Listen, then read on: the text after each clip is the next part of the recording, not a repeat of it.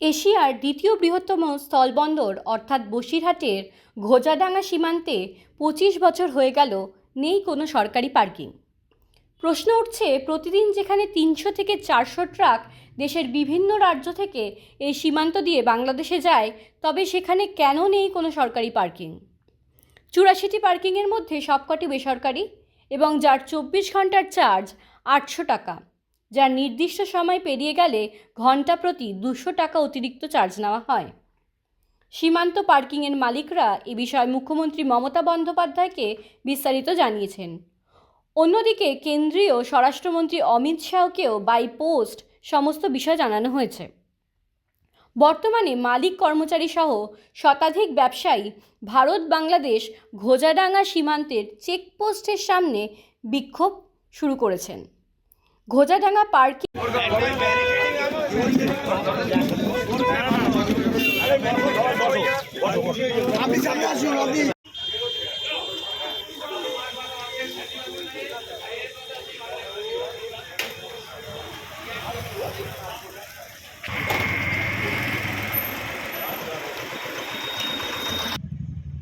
তাহলে এবার বুঝতে পারলেন দাদা, কাকু আমি ১০০ টাকা ওটাকে আপডেট দিয়ে যাবো, আমি এত কাজ করি।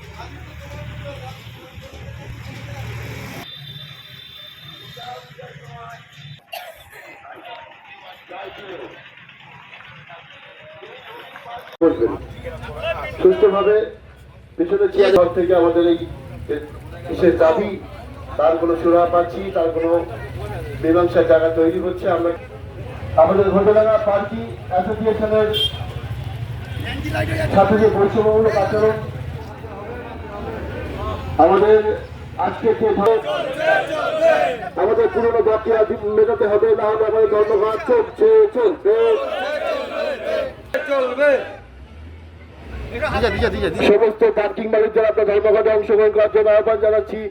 আমাদের আজকের ধর্মঘটের দলে যোগ দিন। আজকের ধর্মঘটের দলে যে পুরোনো বকেয়া যতক্ষণ না আমরা পাচ্ছি, আমাদের ধর্মঘট চলবে। নির্দিষ্ট স্তর থেকে যতক্ষণ না পর্যন্ত আমরা মীমাংসা পাচ্ছি, আমাদের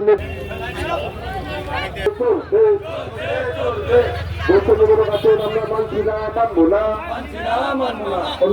না। আমাদের পুরোনো বকেয়া হচ্ছে আমরা ধর্মঘট চলবে। সরকারের যে চলবে, সরকারের বৈষম্যমূলক আচরণের প্রতিবাদে আমাদের ধর্ম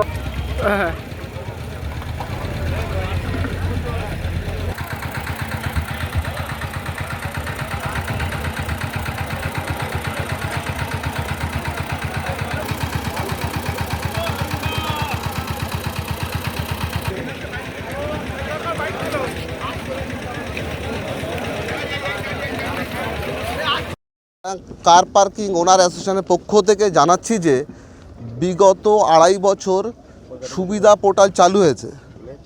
সেই সময় আমাদেরকে বলেছিলেন যে এখন আপনারা ২৪ ঘন্টায় ৪০০ টাকা করে পার্কিং নেবেন, আর সুবিধা পোর্টালের যে কালেকশানটা হয়, মানে আমাদের প্রতি স্লট যে গভর্নমেন্টকে ফিস জমা দিতে হয়, তার থেকে একটা পার্ট আমাদেরকে আমাদের প্রত্যেক পার্কিংয়ের কারেন্ট অ্যাকাউন্ট করতে বলেছিলেন। সেই কারেন্ট অ্যাকাউন্টে আসবে বলেছিলেন। এখনও ২.৫ বছর হয়ে গেছে, প্রায় ৩০ মাস হয়ে গেছে, এখনও কোনো টাকা আমরা পাইনি। পার্কিং অ্যাসোসিয়েশন কোনো টাকাই পায়নি। এক্ষেত্রে আমাদের পাশে একটা মেদিনীপুর বর্ডার আছে, সেখানে সিস্টেম আছে ৪৮ ঘন্টা টাইমে পার্কিং চার্জ ৮২০ টাকা। সে গাড়িটা ২ ঘন্টা থাকুক আর ৪৮ ঘন্টা থাকে, প্রথম ৮২০ টাকা পার্কিং পাবে। পরবর্তী ১২ ঘন্টা অন্তর ২০০ টাকা করে পার্কিং চার্জ মেদিনীপুর বর্ডারে পায়। মেদিনীপুর বর্ডারেও সুবিধা পাস চালু আছে, যেহেতু মেদিনীপুর বর্ডারেও প্রাইভেট পার্কিং, ঘোড়াডাঙ্গা বর্ডারেও প্রাইভেট পার্কিং চালু আছে। সেক্ষেত্রে এই বৈষম্য, এক্ষেত্রে আমরা পার্কিংগুলোকে সঠিকভাবে মেনটেন্স করতে পারছি না, স্টাফদের স্যালারি দিতে পারছি না, ইলেকট্রিক বিল দিতে পারছি না, আমাদের সিসিটিভি ক্যামেরা পর্যন্ত লাগাতে পারছি না, যে সুবিধাগুলো সঠিকভাবে দিতেই পারছি না, যেহেতু স্টাফদের মাইনে দিতে পারছি না। কতগুলো পার্ক আমাদের এখানে পার্কিং আছে ৮৪টা পার্কিং আছে। এর সাথে যুক্ত আছে টোটাল জমি মালিক মিলে টোটাল প্রায় ৮০০ লোক জড়িত আছে। ৮০০ পরোক্ষভাবে আরও ৪,০০০ লোক জড়িত আছে। জমি মালিক আছে তো অনেক, জমি তো আমাদের ব্যক্তিগত না, আমরা সবাই লিজ নিয়েছি, জমির হারিয়ে দিতে পারছি না। জমি লিজ নিয়ে পার্কিং করা, এর সাথে ওতপ্রোতভাবে প্রায় 5,000 লোক জড়িত। জমির মালিকদের আমরা সঠিক টাইমে জমির হারিয়ে দিতে কালেক্ট, মানে আমরা এই পার্কিং থেকে কোনো ইনকাম পাচ্ছি না। তো তাহলে কি সীমান্তেই এই হচ্ছে যে মেদিনীপুর বর্ডারে 820 টাকা পার্কিং পাচ্ছি, সেখানে আমরা 400 টাকা পার্কিং পাচ্ছি। আমাদের 24 ঘন্টা পার হওয়ার পরেও আমাদের কিন্তু 400 টাকাই পার্কিং দিচ্ছে, তার বেশি দিচ্ছে না। এক্ষেত্রে আমরা তো পার্কিং তো চালাতে পারছি না। 84টা পার্কিং, মাসে একটা করে আমরা পাই, স্লট পাই, মাসে একটা করে টিপ পাই হিসাবে। তাতে আমাদের কালেকশন অ্যাভারেজ 50,000 টাকা, 40,000 টাকা। কিন্তু আমার স্টাফদের একটা পার্কে 4-5টা স্টাফ আছে, তাদের মাইনে দিতে পারছি না। আমরা কি চাইছি? আমাদের চাইছি মেদিনীপুর বর্ডারের যে সিস্টেম আছে সেই সিস্টেম অনুযায়ী আমাদের পার্কিংটা চলুক। আর আমরা কোনো 24 ঘন্টায় একটাই পার্কিং নেবো, আমরা কোনো সময় বাড়তি সময় দিতে পারবো না। 24 ঘন্টা পরে যদি সময় বাড়ে আমাদের পার্কিং বাড়তি দিতে হবে। আর আমাদের বকেয়া টাকা দেওয়ার কিছু কথা ছিল, সে টাকাটা আমরা এখনও পাইনি। প্রশাসন আমাদের বারবার বলছে হ্যাঁ পাবে পাবে পাবে, প্রায় 30 মাস হয়ে গেল আমরা কোনো টাকা কিন্তু পাইনি। সুবিধা পোর্টালকে জানিয়েছি, আমাদের আইসির মাধ্যমে জানিয়েছি, এসপির মাধ্যমে জানিয়েছি, আমাদের চিঠি করা আছে, সব কপি আমাদের কাছে আছে। আমাদের কোনো ফিডব্যাক পাইনি এখনো কোনো। আমরা সব চিঠির মাধ্যমে জানিয়েছি, সবাইকে জানিয়েছি, কিন্তু আমরা কোনো ফিডব্যাক পাইনি। আমরা জানি যে আমাদের নবান্ন থেকে জানিয়ে, ডিএম থেকে জানিয়ে, এসপি থেকে জানিয়ে, আমরা এসডিও থেকে জানিয়ে, বিডিও থেকে জানিয়ে, টোটাল সেন্ট্রালে স্বরাষ্ট্র দপ্তরকেও জানিয়েছি। আমরা স্পিড পোস্টের মাধ্যমে পাঠিয়েছি যেহেতু ওইগুলো। আর এইগুলো আমাদের ডিএম, এসপি বা বিডিও বা এসডিও। আপনার নাম? মিহির ঘোষ।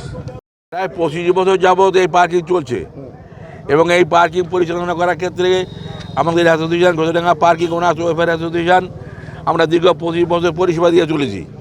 আমরা সরকারের কাছে বিভিন্নভাবে আমাদের পার্কিংগুলোতে যে সমস্ত সমস্যা সৃষ্টি হয়েছে তার জন্য আমরা আবেদন জানিয়েছি, কিন্তু প্রশাসনিকভাবে যে আলোচনা হয়েছে সে অলিখিত, তার কোনো লিখিত পরিচয় নেই। কিন্তু আমরা যখনই যাচ্ছি যে আমাদের আলোচনার সিদ্ধান্ত দেওয়ার জন্যে, কিন্তু আমাদের কাছে কোনো কাগজপত্র নেই। আমরা যা একটু আগে শুনলেন আমাদের 400 টাকা দেওয়া আছে প্রতি গাড়ি প্রতি, সে কিন্তু আমাদের গাড়ি প্রতি অন্যান্য যে সমস্ত বর্ডার দিয়ে গাড়ি পাস হচ্ছে তারা পাশে কিন্তু 840 টাকা, 820 টাকা। আমাদের প্রশ্ন হলো, আমাদের দীর্ঘদিন ধরে এই সোলারটা চালু হয়েছিল 16/8/2022 টোটাল। তো 16/8/2022 থেকে আজ পর্যন্ত যে টাকা সরকারের কাছে আমরা পাবো তার সাধারণ মূল্য হয়েছিল 41 লক্ষ কয়েক হাজার টাকা। বারবার প্রশাসনকে আমাদের বলা হয়েছিল যে আপনাদের টাকা আপনাদের অ্যাকাউন্টে ঢুকে যাবে। আমরা বারবার সেই টাকা পাওয়ার জন্যে এবং সমস্ত পার্কিং মালিকদের কাছে আশ্বস্ত করেছি আমরা যে এই টাকাটা পেলে সবাইকে ভাগ করে দেওয়া হবে। আমরা জানতে চাই সেই 41 লক্ষ টাকা, ভুল বলেছি, 41 লক্ষ টাকা কোথায় গেল? সেই টাকার কোনো অংশ আমরা পেলাম না কেন? এই যে বৈষম্যমূলক ব্যবহার আমরা কোনো মতো বদলাতে করবো না। আমরা জানিয়েছি অমিত শাহ কেন্দ্রীয় অর্থমন্ত্রীকে জানানো হয়েছে, এখানে মুখ্যমন্ত্রীকে জানানো হয়েছে, এখানে ডিএমকে জানানো হয়েছে, এখানে আমরা চাইছি অন্যান্য বর্ডারে যে সিস্টেম চলছে সেই সিস্টেমটাকে আমরা চালু করতে হবে।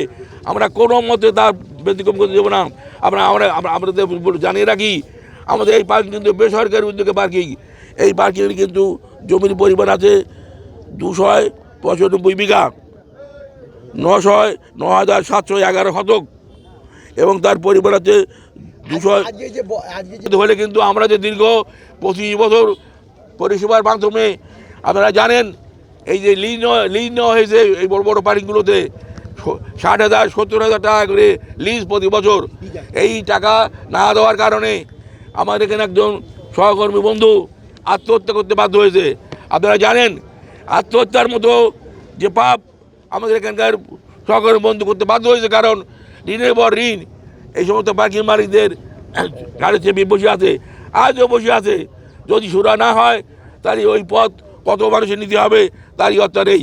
আমরা বারবার বলতে চাই, যদি আমাদের এই আন্দোলনকে মেনে না নেন সরকার, তাহলে আমরা কিন্তু বৃহত্তর আন্দোলন করতে বাধ্য হবো এবং আমরা গাড়ি বন্ধ করে দেবো এবং পার্কিংয়ে আমরা গাড়ি তুলব না, কারণ এটা বেসরকারি উদ্যোগে পার্কিং, আমরা দিতেও পারি না নিতেও পারি। যদি সুরা না হয় তাহলে আমরা পরিষ্কার বলতে চাই, আমরা কোনো পার্কিংয়ে গাড়ি তুলব না এবং আমরা চিরদিনের মতো আমরা গাড়ি বন্ধ করে দেবো। তার জন্য সরকার যে আইন জারি করবে আমরা রাজি আছি। আপনার নাম? আমার নাম নিত্যানন্দ মণ্ডল, সভাপতি পার্কিং ওনার্স ওয়েলফেয়ার অ্যাসোসিয়েশন।